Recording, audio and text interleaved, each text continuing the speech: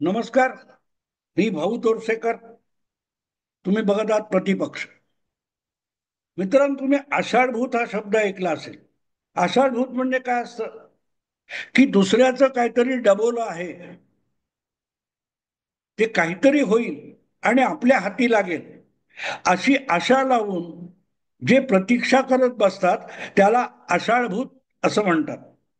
म्हणजे ती एक कुठची तरी पंचतंत्रातली का कुठची तरी गोष्ट ऐकली की नदीतला मासा अशी झेप घेऊन एक कावळा पकडतो आणि तो पकडलेला मासा आपल्या चोचीत तसाच धरून तो कावळा एका झाडावर जाऊन बसतो आणि तिकडून जाणारा कोल्हा जो असतो, आणि तुम्हाला माहितीये कोल्हा लबाड असतो, कोल्हा ते बघतो. आता कोल्ह्याला माहितीये की आपण नदीत झेपावून मासा पकडू शकत नाही, पण कावळ्याने मासा पकडलाय, तो फांदीवर बसलाय.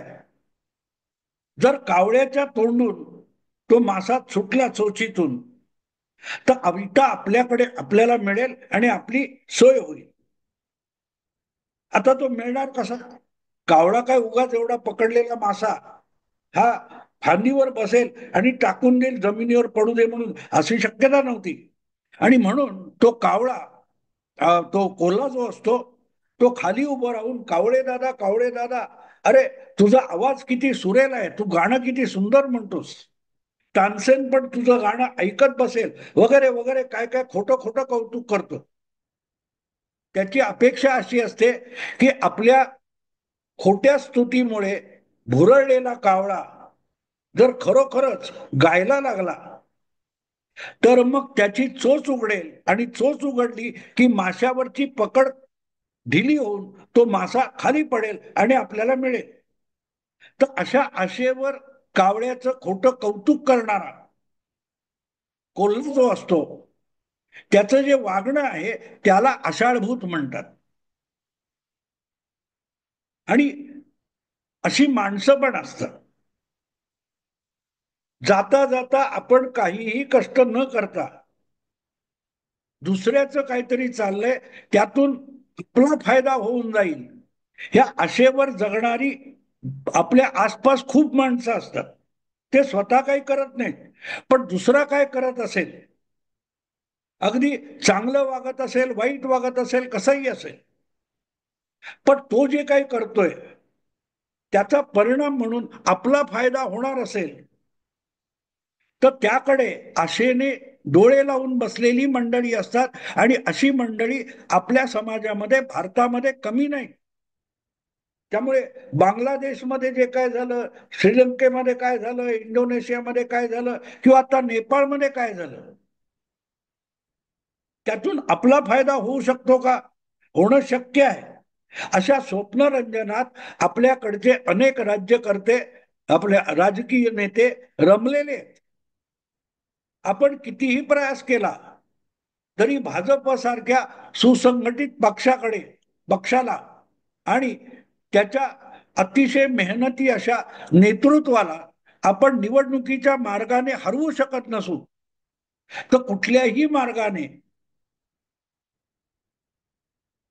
त्या भाजपचं किंवा भाजपच्या सत्तेचं नाश व्हावा असं विघ्न संतुष्ट चिंतन करणारे थोडे थोडके लोक नाही. तुम्हाला आठवत असेल, मध्यंतरी कुठल्या तरी एका कार्यक्रमामध्ये राष्ट्रीय स्वयंसेवक संघाचे सरसंघचालक मोहन भागवत यांनी एका त्यांच्या आठवणीतला किस्सा सांगितला. मोरोपंत पिंगळे हे संघाचे खूप जुने नेते, विचारवंत होते. त्यांच्या 75चा सोहळा झाला होता आणि त्यामध्ये त्यांचा शाल घालून त्याचे सत्कार करण्यात आला. तेव्हा मोरोपंत पिंगळे म्हणाले होते की 75 झाली मग लोक शाल घालतात, कारण ते एक प्रकारे शाल घालून सुचवत असतात की बाबा रे, झाली आता 75, बाजूला हो, तुझं पद रिकामं कर, दुसऱ्यांना काम करू दे, मी बाजूला होईल पण काम सोडणार नाही, काम करतच राहील, असं पिंगळे म्हणाले होते. आणि ती आठवण गमतीने त्यांच्या आत्मचरित्राच्या प्रकाशनाच्या निमित्ताने भागवतांनी सांगितली होती. आता गंमत अशी की मोदींना हरवू शकत नाहीत यामुळे हताश आणि निराश झालेले बहुतांश सगळे भाजप बिगर भाजप पक्षातले, त्यांचे अगदी त्यांना वैरी मानणारे जे नेते आहेत, विचारवंत आहेत, पत्रकार आहेत, त्यांना स्वप्न पडायला लागली, चला भागवत यांनी हा किस्सा सांगितला, याचा अर्थ तो नरेंद्र मोदींना लागू होतो. कारण नरेंद्र मोदी यांचा सप्टेंबर महिन्यामध्ये 75 वर्ष पूर्ण होत आहेत.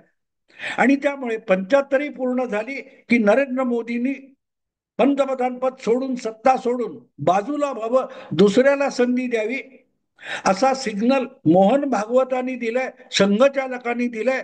तेव्हा निवडणुकीत ज्या मोदीला आपण हरवू शकलो नाही, अगदी अल्पमतापर्यंत आणलं, तरी पंतप्रधान पदावरून आपण नरेंद्र मोदींना बाजूला करू शकलो नाही.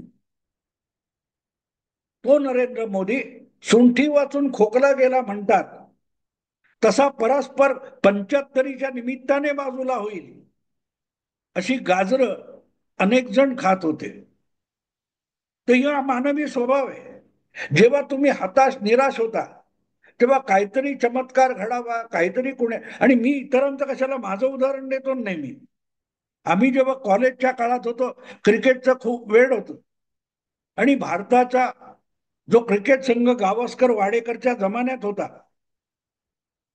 त्या भारतीय क्रिकेट संघाची एक ठेवण होती की 1 ते 7 बॅट्समन असायचे, शेवटचे 4 बॉलर असायचे, 7वा असायचा तो विकेट किपर बॅट्समन असायचा. या 7 बॅट्समननी प्रचंड धावसंख्या रचावी, आणि मग उरलेल्या शक्यतो फिरकी गोलंदाज किंवा मध्यम गती गोलंदाज यांनी त्या धावसंख्येवर परत प्रतिपक्षाला हरवावं, अशी अपेक्षा असायची. पण असा संघ, जर त्याचे पहिले 5 खेळाडू, 5 फलंदाज 50-60 धावांवर आउट झाले, तर उरायचे दोघे जे मैदानावर खेळतायत ते, आणि त्याच्यानंतर 4 गोलंदाज आहेत, ते बॅट्समन नाहीत, त्यांच्याकडून धावसंख्या वाढण्याची शक्यता नसायची. म्हणजे सरळ सरळ जो वेस्ट इंडिज असेल, ऑस्ट्रेलिया असेल, समोरचा जो संघ असायचा, त्याच्याकडून आपला पराभव होणार हे निश्चित असायचं. पण ते आम्हाला आवडायचं नाही. आपली टीम, भारताची टीम हरणार, पराभूत होणार. अरे गावस्कर आहे, सरदेसाई आहे, वेंगसरकर आहे, विश्वनाथ आहे, आपण हरणार, हे आम्हाला आवडायचं नाही. मग अशा वेळेला आम्हा त्या कॉलेजच्या काळातले मित्र जे होतो, त्यांच्यात कसा युक्तिवाद चालायचा, नाही नाही ठीक आहे, आता दोघे खेळतायत ना, ते चांगले बॅट्समॅन आहेत. आणि नंतर आहे ना, प्रसन्न आहे, प्रसन्नाने एकदा 80 रन्स केलेले होते, व्यंकटराघवनची 1 सेंचुरी आहे, बेदी सुद्धा सटकला ना तर 70-80 करून जातो. एक वस्तुस्थिती अशी होती की ते बॅट्समन नव्हते, स्पेशलाइज बॅट्समन नव्हते, त्यामुळे त्यांच्याकडून 50-60-70 रन्सपेक्षा जास्त अपेक्षा चौघांकडून करता येत नव्हती. आणि चांगल्यात चांगले बॅट्समन ज्यांना बॅटिंगसाठीच संघामध्ये घेतले, असे 5 लोक 50च्या आत घरी गेलेले. पराभव अपरिहार्य आहे, पण तरी गोलंदाज सुद्धा फलंदाजी करतील, ही हा जी खुडी अपेक्षा आमची असायची, त्याला आषाढभूतपणा म्हणतात. आणि मी त्या चक्रातून गेलो ना, इतरांचं कशाला, मी माझंच सांगतो ना. तर मोदींना तुम्ही हरवू शकत नसाल, तर कुठलं तरी काहीतरी खुट्ट वाजावं आणि मोदी जावा, सत्तेवरून जावा, मोदी सरकार जावं, असं आषाढभूतपणा त्यांच्याकडे आहे. अशांची संघटना काय ती हे कमी नाहीये.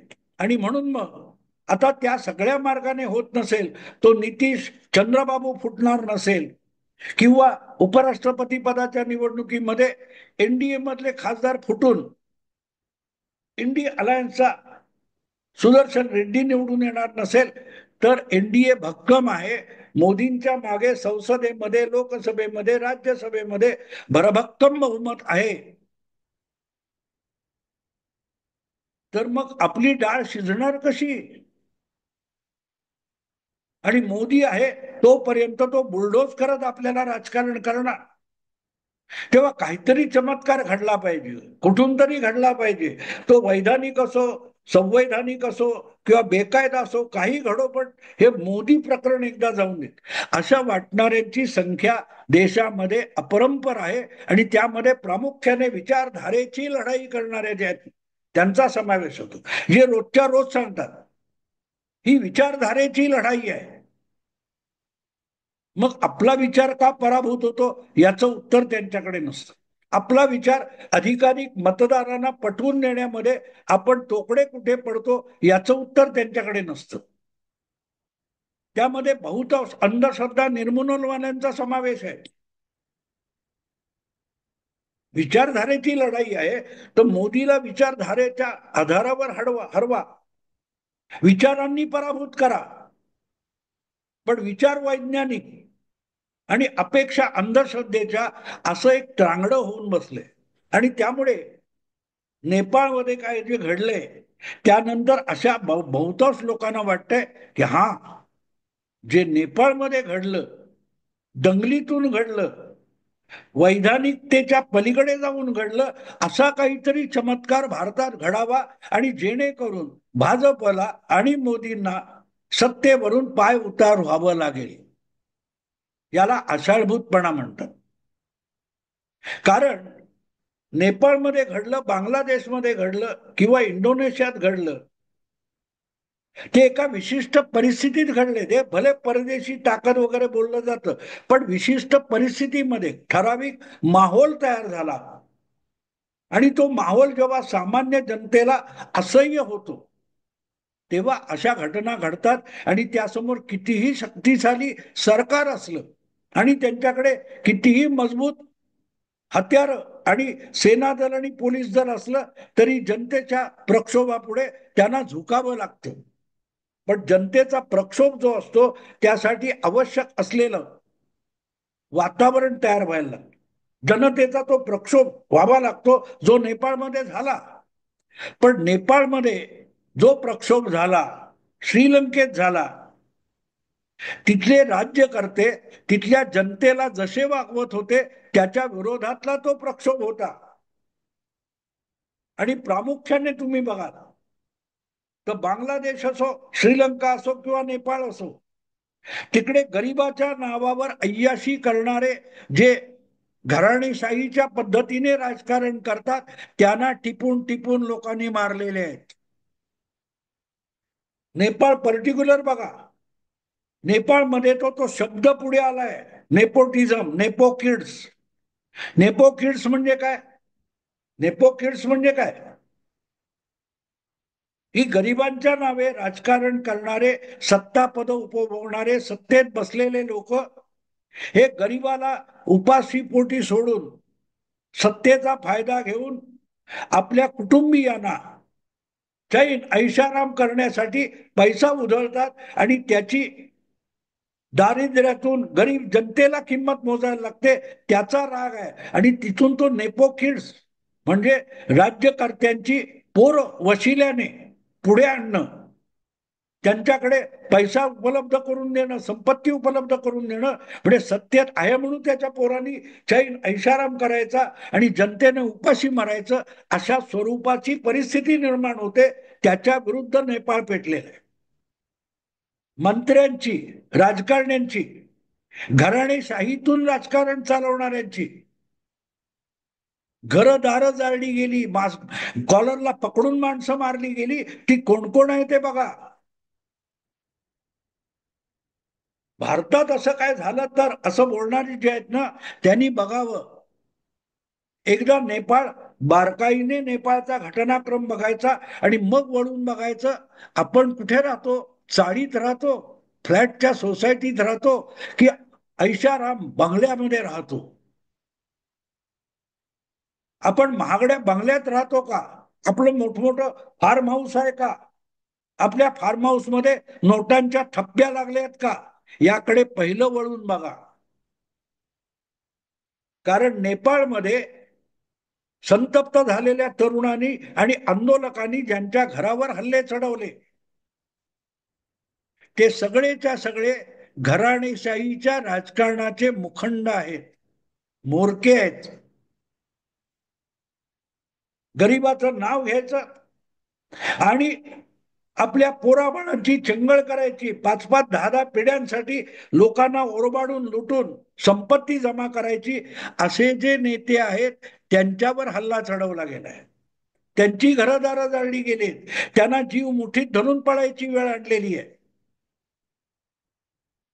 देवेंद्र फडणवीस, जे.पी. नड्डा, अमित शहा, नरेंद्र मोदी यापैकी किती लोकांकडे अशी घराणेशाही आहे बघा बारकाईने, आणि मग कळेल की धोक्यात बारामती आहे. अख्खा तालुका, अख्खं शहर एका कुटुंबाने बळकावून ठेवलेलं आहे. मुंबई महापालिका म्हणजे आमच्या कुटुंबाची ब्रँड आहे असं जे म्हणतात, त्या प्रवृत्तीविरुद्ध, त्या मानसिकतेविरुद्ध नेपाळ पेटून उठलेला आहे. नेपाळमध्ये जाळपोळ कुठची झाली आहे बघा. तो रोष नरेंद्र मोदी सारख्या फट्या फकीरासाठी नाहीये, ज्याचं स्वतःचं घर नाहीये, ज्याची स्वतःच्या मालकीची गाडी नाहीये. त्याचं जनता काय जाणणार आहे, कशासाठी जाणणार आहे? ज्याच्या कुटुंबाला पंतप्रधानकीचा किंवा मुख्यमंत्री असण्याचा एक दमड्याचा फायदा झाला नाही, देवेंद्र फडणवीस किंवा त्यांचे कुटुंबीय यांना या 10 वर्षाच्या राजकारणात असा कुठला फायदा मिळाला आणि त्यांची पोरोबाळ चैन आणि ऐश करतायत? नाही सापडत. पण जे आज अपेक्षा आषाढभूतपणे नेपाळ होईल, नेपाळ होईल बोलतायत, त्यांच्याकडे बघा. ठाण्यात नेपाळ होईल असं म्हणणारे संजय राऊत आहे, त्यांनी एका गोष्टीचं उत्तर द्यावं की एका फटक्यामध्ये पीएमसी बँकेचा कोण होता, वडवाण वगैरे कोण, त्यांनी 50 लाख रुपये तुम्हाला एक रकमी का दिले होते? असं काय अग्रलेख वगैरे लिहिता तुम्ही की त्याचा मोबदला 50 लाख होऊ शकतो? मुंबई सारख्या ठिकाणी अगदी भांडुपला असेल, बंगला बांधण्या इतपत काय कर्तृत्व गाजवलंय? का तुमचा भाऊ आमदार होऊ शकतो, तुम्ही खासदार होऊ शकता? सगळ्या पक्षात आहेत, काँग्रेसमध्ये असतील, भाजपमध्ये असतील, त्या प्रत्येक पक्षातल्या घराणेशाहीवर नेपाळमध्ये हल्ला झालेला आहे. तेव्हा धडा घ्यायचा असेल तर सगळ्या पक्षातले जे 2-2, 3-3 पिढ्या, तो मतदारसंघ, ती सत्ता ही आपली बटीक आहे अशा स्वरूपामध्ये वागतात, बोलतात, इतरांवर तुच्छ लेखून बोलतात. प्रामुख्याने एकनाथ शिंदे यांच्याविषयी ज्या तुच्छतेने आदित्य ठाकरे बोलतात, तेव्हा नेपाळ मध्ये काय झालंय हे त्यांनी समजून घेणं आवश्यक असतं. आम्ही दिलं, आम्ही दिलं, आम्ही दिलं, तुम्ही काय दिलं? तीच भाषा नेपाळचे राजकीय नेते बोलत होते, त्यांच्यावर तिथली जनता उलटलेली आहे. मी दिलं, आता माझ्याकडे देण्यासारखं काही नाही, असं जेव्हा बोललं जातं तेव्हा प्रक्षुब्ध जनतेचा रोख तुमच्याकडे सगळ्यात पहिल्यांदा वळतो. आणि म्हणून नेपाळकडे आषाढभूतपणे बघणारे आहेत, त्यांनी एक गोष्ट लक्षात घ्यावी, आगडोम जो उसळला, तो आगडोम बंगले आणि फार्म हाऊस यांना भस्मसात करून गेलेला आहे. जे त्या पद्धतीच्या मानसिकतेमध्ये राजकारण करतात, राजकारण ही आपल्या घराण्याची मालमत्ता मानतात. एखाद्या मतदारसंघातली, एखाद्या जिल्ह्यातली, एखाद्या तालुक्यातली सत्ता आणि निवडणूक म्हणजे आपली घराणेशाहीची मालमत्ता आहे असं समजतात. त्यांच्या विरुद्ध नेपाळमध्ये उठाव झालाय. मग तो कुठल्याही पक्षातला असो, इथल्या त्या सगळ्यांना नेपाळ इशारा देतोय, सावध व्हा. तुमच्या घरात एक कर्तृत्ववान पुरुष निर्माण झाला असेल, पण त्यासाठी तुमच्या पिढीच्या पुढच्या पुढच्या लोकांच्या नाकर्त्यांनी सुद्धा आमच्या बोडक्यावर बसू नका, हा नेपाळ मधला संदेश आहे. मग तो नेता भारतातला कुठल्याही पक्षाचा असो. आज आंध्र प्रदेशचे मुख्यमंत्री चंद्राबाबू नायडू त्यांना मुलाला आपला वारसा द्यायचा आहे. तमिळनाडूचे दुसऱ्या पिढीचे स्टॅलिन त्यांना आपल्या मुलाला मुख्यमंत्री करायचे. तेलंगणाचे कोण चंद्रशेखर राव त्यांना आपल्या मुलाला मुख्यमंत्री करायचे. लालू प्रसादांचं आहेच, अखिलेश यादव आहेच, ममता दिदी आपल्या भाच्याला वारसा सोपवणार आहे. तेव्हा नेपाळमध्ये जे आगडो मुसळला त्याच्या ज्वाळा कुठल्या दिशेने येतात ते बघा. त्या मोदींच्या दिशेने जात नाहीये, मोदींच्या दिशेने जात नाहीये. त्या इथल्या प्रत्येक अशा राजकारण्याच्या दिशेने जात आहेत ज्यांना वाटतं की राजकारण आणि सत्ता. राहुल गांधी, मित्रांनो विचार करा. मी सांगायचं ते सांगितलं. आवडलं लाईक करा, शेअर करा आणि प्रतिपक्षाला सबस्क्राईब करा. नमस्कार.